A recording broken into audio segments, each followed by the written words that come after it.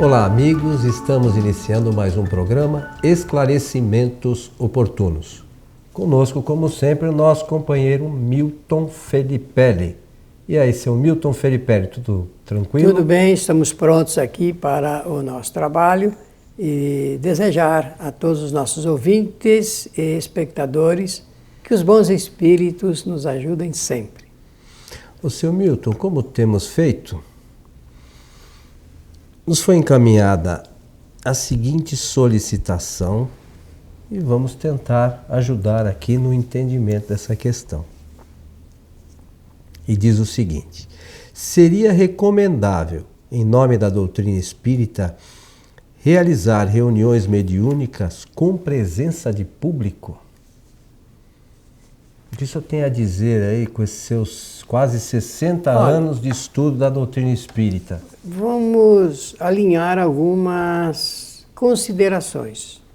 Em primeiro lugar, que entendo que a pergunta está sendo formulada com o firme propósito de saber se nas sessões espíritas, chamadas sessões mediúnicas, exercício da mediunidade, prática da mediunidade, comunicação dos espíritos, se essas reuniões no centro espírita deve contar com a presença do público, ou melhor, se nós devemos abrir a porta do centro para que o público assista às sessões mediúnicas. Está certo? Pelo que eu entendi, exatamente isso. Bom, no Espiritismo, nós passamos por várias experiências. E quando eu digo nós passamos, quer dizer, desde quando o Espiritismo surgiu, lá na França, e depois na multiplicação dos grupos espíritas, das orientações. Kardec escreveu sobre a organização, funcionamento e direção das reuniões espíritas. Foram vários os momentos que nós tivemos e nesses momentos passamos por experiências as mais diversas, reuniões com a presença de público e também sem a presença de público. Ao longo do tempo foi-se aprendendo que a melhor forma de se organizar, de se realizar as reuniões, chamadas reuniões mediúnicas, é fazer no reduto fechado, com médiuns, o dirigente e os médiuns, porque, via de regra, no centro espírita bem organizado, são as seguintes os tipos de sessões que existem na casa espírita. A reunião de estudos práticos, eu já explico já o que é isso. Estudos práticos, de reunião de experimentação mediúnica, reunião de doutrinação ou conversação com os espíritos que sofrem e reunião com os espíritos obsessores. E mais uma que são reuniões de instruções, que Kardec chamou reuniões instrutivas. Eu posso rapidamente explicar cada uma delas? Eu acho que assim vai ficar melhor de nós comentarmos. As chamadas reuniões de estudos práticos são aquelas em que vai se fazer uma apreciação, uma observação dos tipos mediúnicos que os médiuns revelam ou não revelam, porque se não aparecer nenhuma revelação, indício, rudimento de um mediúnico na prática, se considera que ali não existe nenhum médium intermediário dos espíritos. Então, esse é um tipo. Então, uma reunião de observação, está de acordo com o critério de Kardec. A reunião de experimentação, reunião de exercitamento, antes eu falei de experimentação por engano, a reunião de exercitamento, ela é realizada para se exercitar o tipo mediúnico que se revelarem nas outras reuniões anteriores. Então, se exercita, é que nem andar de bicicleta. Você monta a primeira vez, cai, monta a segunda, cai, depois vai exercitando até que existe um domínio. Mediunidade é a mesma coisa, se é que eu posso fazer essa comparação. O médium ele tem que aprender a dirigir, a gerenciar a sua mediunidade, o seu tipo mediúnico, por experiência.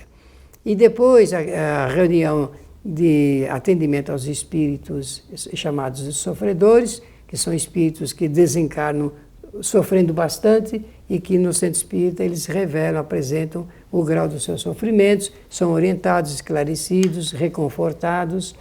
Existe um profundo amor na organização dessas reuniões.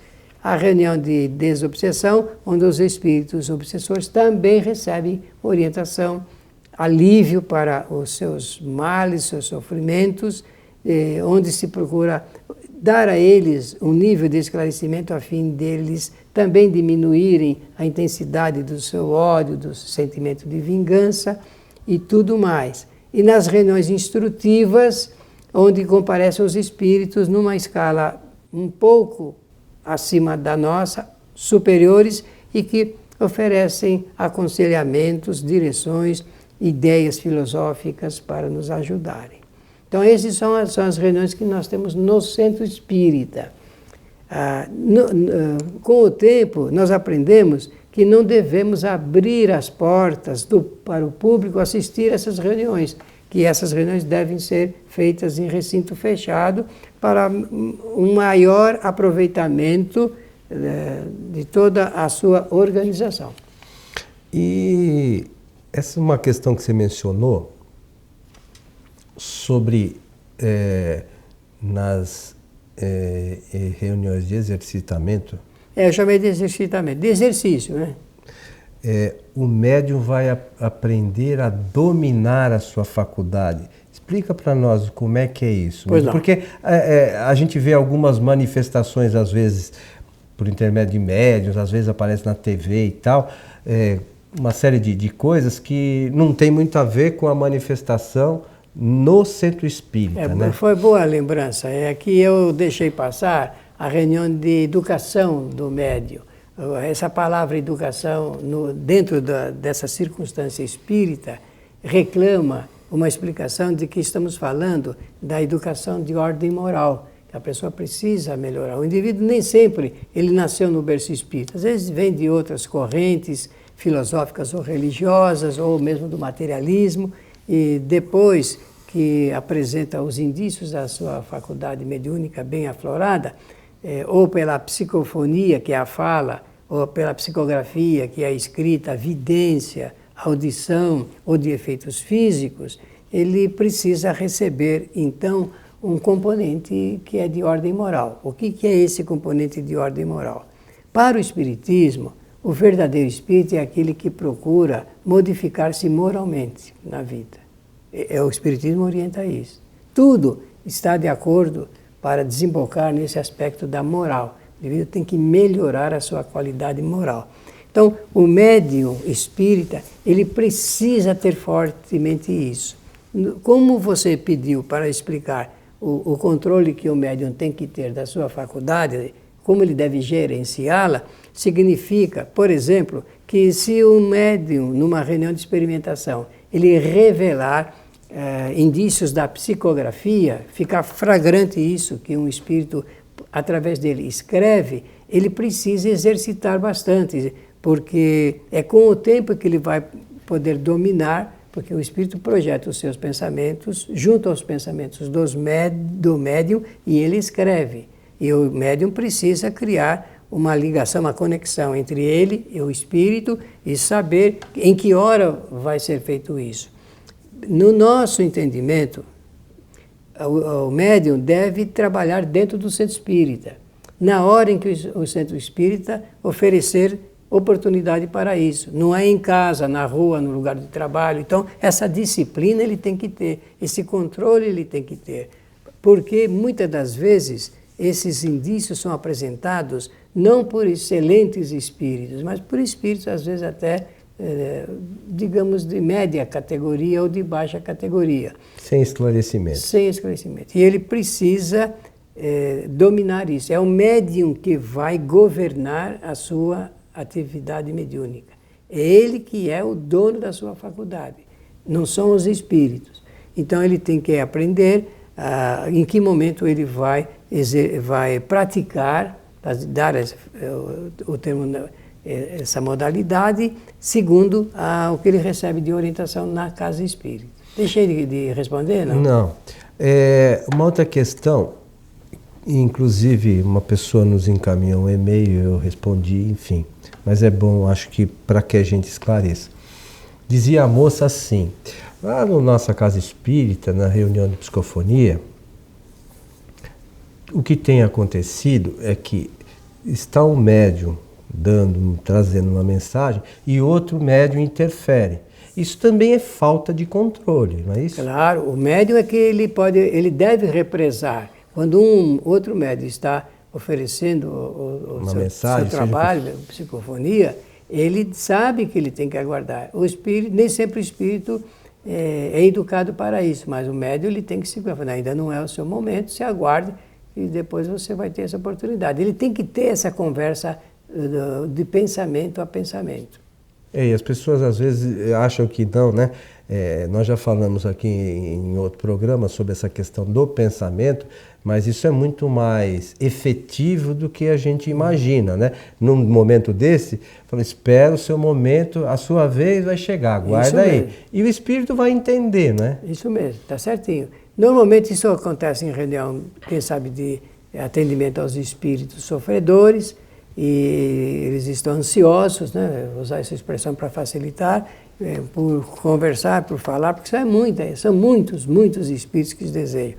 E também de lembrar que quando um espírito ele está oferecendo a sua comunicação, sua manifestação, a sua mensagem, uma quantidade grande de outros espíritos a ele conectados estão, por extensão, participando daquele momento e recebendo de volta as orientações que são dadas para aquele espírito ali. Então, nós não temos ideia da quantidade de espíritos que são beneficiados em uma reunião de atendimento dessa natureza. Então, mas é que boa parte das vezes, nessas reuniões, por exemplo, que a gente chama mais comumente da desobsessão, nós auxiliamos, por exemplo, está se atendendo o espírito, orientando.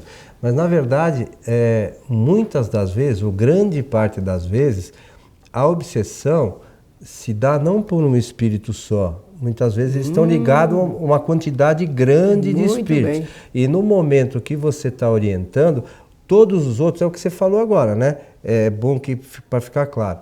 Todos os outros ali envolvidos naquela questão, eles também estão recebendo essas informações. Essas orientações. Isso. Só que existe um detalhe aí que seria bom, já que você aprofundou um pouco mais, lembrar que nem todos aceitam essas orientações. Essa é uma outra questão. Por quê? Porque essa rede ela é muito específica, digamos. Nós não temos ideia do significado do trabalho de um intelectual da obsessão, dos auxiliares e daqueles ajudantes que normalmente acontece e são orientados.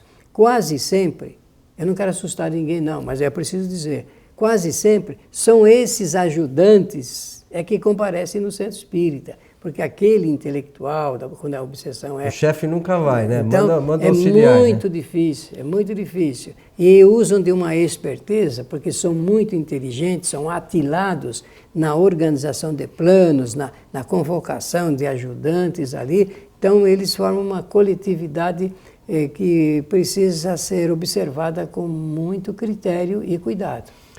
Mas, apesar da dificuldade, a semente sempre fica plantada, né, Milton? Mas com toda certeza. Num momento futuro, quem sabe, esse espírito começa a fazer algumas conjecturas com relação aos problemas e tal, e pode também buscar uma renovação, né? Pode. Então, qual é a força motriz desse processo? A força motriz desse processo é a condição moral de cada integrante do grupo que está ali a serviço do trabalho.